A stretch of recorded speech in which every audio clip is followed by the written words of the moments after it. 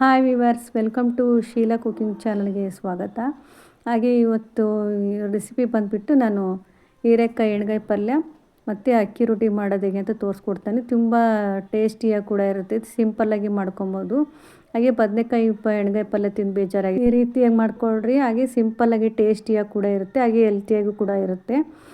ಇವಾಗ ನಾನು ಮೊದಲನೇದಾಗಿ ಏನು ಮಾಡ್ತಾಯಿದ್ದೀನಿ ಅಂದರೆ, ನಾನು ಮಿಕ್ಕಿರೋ ಅನ್ನದಲ್ಲಿ ರೊಟ್ಟಿ ಮಾಡ್ಕೊತಾ ಇದ್ದೀನಿ. ಅದಕ್ಕೆ ಏನು ಬೇಕು ಅಂದರೆ, ಅನ್ನನ ಉಪ್ಪು ಹಾಕ್ಬಿಟ್ಟು ಸ್ವಲ್ಪ ಅಕ್ಕಿ ಹಿಟ್ಟು ಹಾಕ್ಬಿಟ್ಟು ಚೆನ್ನಾಗಿ ಗಂಟಿಲ್ದಂಗೆ ಅಕ್ಕಿ ಹಿಟ್ಟು ಮತ್ತು ಉಪ್ಪನ್ನ ಚೆನ್ನಾಗಿ ಮಿಕ್ಸ್ ಮಾಡ್ಕೊಬೇಕು ಕೈಯಲ್ಲಿ. ಅದೇನು ಉಂಡೆ ಉಂಡೆ ಥರ ಇರುತ್ತೆ ಅನ್ನ, ಅದನ್ನೆಲ್ಲ ನೀಟಾಗಿ ಉಪ್ಪು ಹಾಕ್ಕೊಂಡು ಅಕ್ಕಿ ಹಿಟ್ಟು ಹಾಕ್ಕೊಂಡು ಚೆನ್ನಾಗಿ ಮಿಕ್ಸ್ ಮಾಡಿಕೊಂಡು ಈ ಬಿಡಿ ಬಿಡಿಯಾಗಿದ್ದೆಲ್ಲ ಆ ಥರ ಮಾಡ್ಕೊಬೇಕು.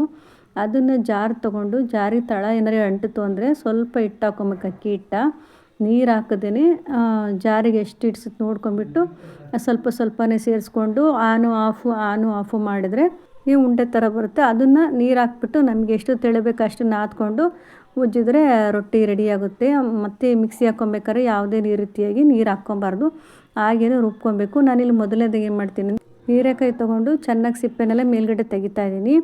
ಇದು ಎಳೆ ಹೀರೆಕಾಯಿ ಆದರೆ ಸಿಪ್ಪೆನ ಫಸ್ಟು ಹೀರೆಕಾಯಿನ ತೊಳೆದು ಬಿಟ್ಟು ಚೆನ್ನಾಗಿ ಆ ಸಿಪ್ಪೆ ತೆಗೆದ್ರೆ ಆ ಸಿಪ್ಪೆಯಿಂದ ಹೀರೆಕಾಯಿ ಸಿಪ್ಪೆ ಚಟ್ನಿ ಕೂಡ ಮಾಡ್ಬೋದು. ನಾನೊಂದು ವಿಡಿಯೋದಲ್ಲಿ ತೋರಿಸಿದ್ದೀನಿ, ಆ ಥರ ಮಾಡ್ಕೊಂಡ್ರೆ ತುಂಬ ಚೆನ್ನಾಗಿರ್ತದೆ. ಸಿಪ್ಪೆ ತೆಗೆದು ಏನು ಮಾಡ್ತಾಯಿದ್ದೀನಿ, ನಮಗೆ ಎಷ್ಟು ಸೈಜ್ ಉದ್ದ ಬೇಕೋ ಆ ಸೈಜಿಗೆ ಕಟ್ ಮಾಡಿಕೊಂಡು ಈ ರೀತಿಯಾಗಿ ಒಂದು ಮೂರು ನಾಲ್ಕು ಭಾಗಗಳಾಗಿ ಕಟ್ ಮಾಡ್ಕೊಬೇಕು. ದೊಡ್ಡದು ಹೀರೆಕಾಯಿ ಜಾಸ್ತಿ ಕಟ್ ಮಾಡ್ಕೊಬೋದು, ಚಿಕ್ಕದಿದ್ರೆ ಚಿಕ್ಕದಾಗಿ ಕಟ್ ಮಾಡ್ಕೊಬೋದು. ನಾನಿಲ್ಲಿ ಬೋಂಡ ಮೆಣ್ಸಿಕ್ ಅಂತ ಏನು ಬರುತ್ತೆ ಅದನ್ನು ಕೂಡ ಹಾಕ್ಕೊತಾ ಇದ್ದೀನಿ. ಅದನ್ನು ಹಾಕ್ಕೊಂಡ್ರೂ ಕೂಡ ತುಂಬ ಟೇಸ್ಟಾಗಿರುತ್ತೆ. ಬೋಂಡ ಮೆಣ್ಸಿನ್ಕಾಯಿ ಮತ್ತು ಹೀರೆಕಾಯಿ ಜೊತೆಗೆ ಮಾಡ್ತಾಯಿದ್ದೀನಿ. ಇವಾಗ ನಂದು ಒಂದು ಅರ್ಧ ಹೋಳು ಕೊಬ್ಬರಿ ತುರಿದು ಇಟ್ಕೊಂಡಿದ್ದೀನಿ, ಅದ್ರ ಜೊತೆಗೆ ಸ್ವಲ್ಪ ಕೊತ್ತಂಬರಿ ಸೊಪ್ಪು ಎತ್ತಿಟ್ಕೊಂಡಿದ್ದೀನಿ ರುಬ್ಬಕ್ಕೆ. ಹಾಗೆ ಇಲ್ಲಿ ಶೇಂಗಾ ಬೀಜನ ಸ್ವಲ್ಪ ಶೇಂಗಾ ಬೀಜ ಹುರಿದು ಎತ್ತಿಟ್ಕೊಂಡಿದ್ದೀನಿ. ಹಾಗೆ ಒಂದು 4 ಲವಂಗ, ಒಂದು 2 ಪೀಸ್ ಚಕ್ಕೆ, ಒಂದು 2 ಸ್ಪೂನಷ್ಟು ಹುರ್ಗಡ್ಲೆ ಹಾಕಿಟ್ಕೊಂಡಿದ್ದೀನಿ, ಸ್ವಲ್ಪ ಚೆನ್ನಾಗಿ ಗ್ರೇವಿ ಥರ ಬರಲಿ ಅಂತ.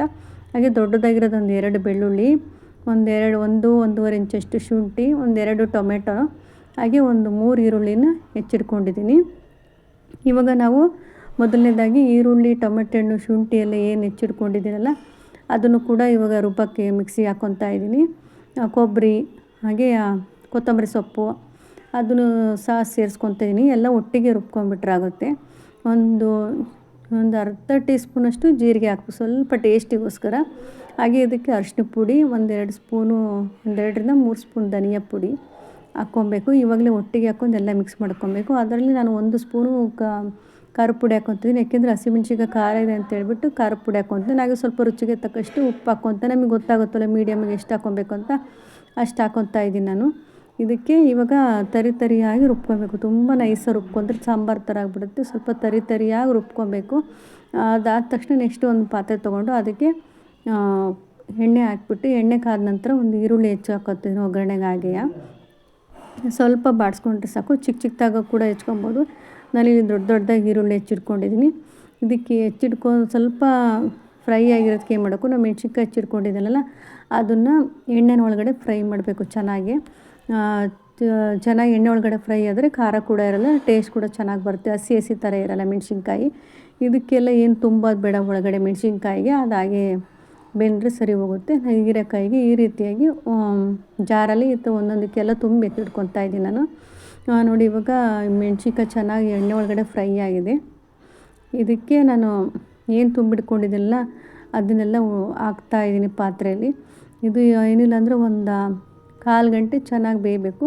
ಇದಕ್ಕೆ ನೀರು ಜಾಸ್ತಿ ಹಾಕೋದು ಬೇಡ, ಹೀರೆಕಾಯಿ ನೀರು ಬಿಡ್ಕೊಳ್ಳುತ್ತೆ. ಹಾಗಾಗಿ ಒಂದು ಲೋಟ ಅಷ್ಟು ನೀರು ಹಾಕಿ ಈ ಥರ ಎಲ್ಲ ಮುಳುಗೋ ಥರ ಪ್ರೆಸ್ ಮಾಡಿಬಿಟ್ಟು ಒಂದು 1/4 ಗಂಟೆ ಮುಚ್ಚಿಟ್ಬಿಟ್ಟು ಸಿಮ್ಮಲ್ಲಿ ಬೇಯಿಸ್ಕೊಬೇಕು. ಇಲ್ಲ ತಳ ಹಿಡಿತಾ ಇರುತ್ತೆ, ಆವಾಗ ಮಿಕ್ಸ್ ಮಾಡ್ತಾ ಇರಬೇಕು.